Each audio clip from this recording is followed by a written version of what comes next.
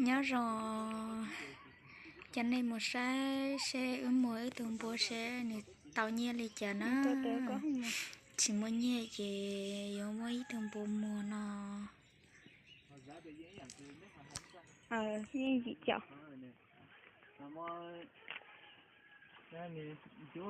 chỗ mà nó hãy chỉ cho chờ chỗ tiểu coi chỉ thêm chỗ là đó cho tôi này chị ít xin một hẹn để coi hả chị thì bỏ các hẹn cái liền cái này thì nó là nghe thì bảo chỉ cần đúng mạng cái bây giờ tham nhé nó là vô mê gì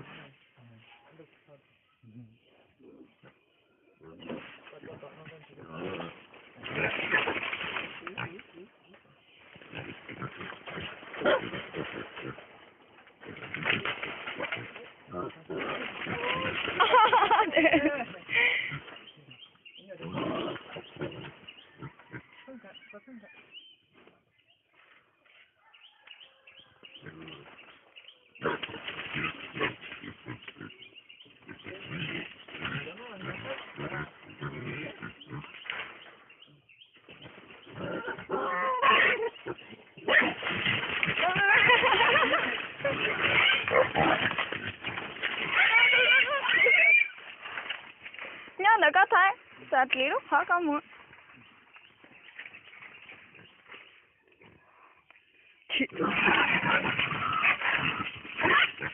ui chạp lạc kia sát tía mà cái này nó kỳ đó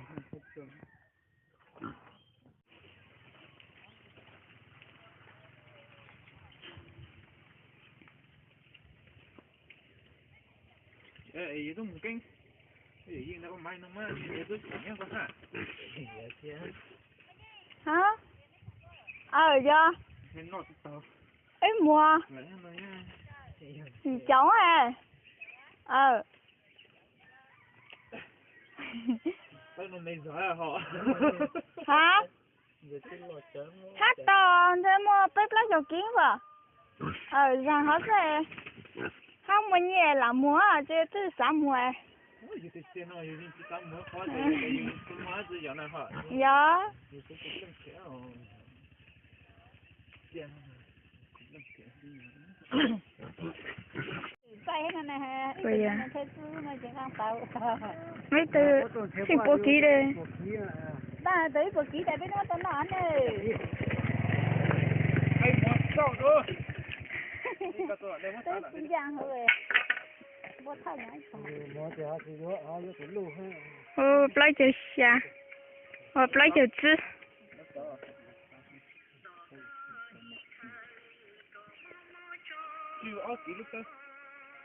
nhờ lũ tay flow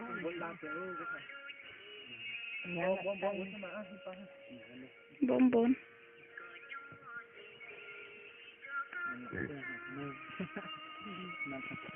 mới để cái tao uống tiêu đi dân này ô vậy mà cứ nông số này đâu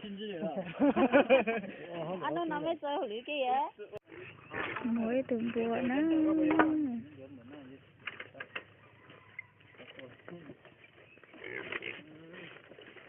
bùa cái cả bùa con chỉ lon sát tao nhà hàng lên đó tới thì phải thân qua hết tao có xong ít từ từ bên kia nó ấy trong phòng điện xe lại ạ từ những cậu mà bùa bùa hai dân sai lớn nhiều tôi mì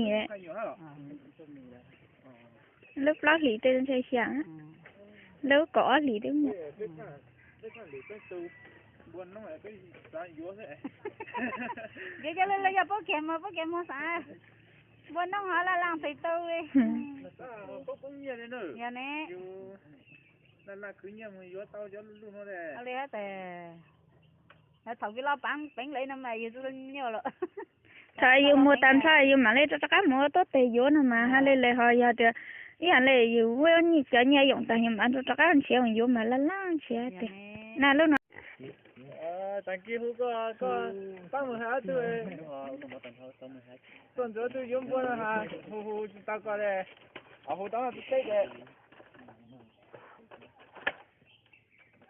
都但係嗰種冇這啊，你就個大個工作那才。做快到。ngay tao cái nó giả nữa nè. Tao cứ thấy plan hả? Ít chuyện bây giờ mấy bộ tôi đó mấy cái gì đấy,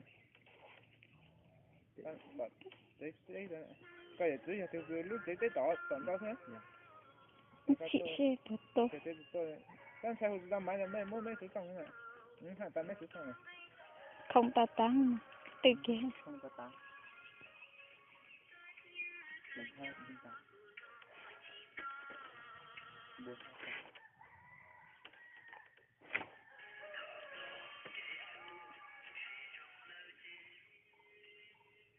Đến thế bây giờ kỹ sư tiền ngang bỏ cho. Chứ lúc nào mà một phút kia tới thì mà sẽ lo liền. Cái liệu mà chỉ sau rồi tới thảo chứ mà mua. Để cho họ đem ra con nó. Thế thằng kia nó cũng làm. Nó thì ra con thì cũng nhận. Thế một ta cứ sữa hả? Có sữa là ta nè, như một lò nhá thịt lè. Một lò mà hay như ấy chúng ta cũng xem. Mình nó kém bạc ha. Cái này chính xác. Cái đáy cũng mua ấy thấy không? Mua ở chợ thì dễ cho thấy chợ. Cái thấy chứ.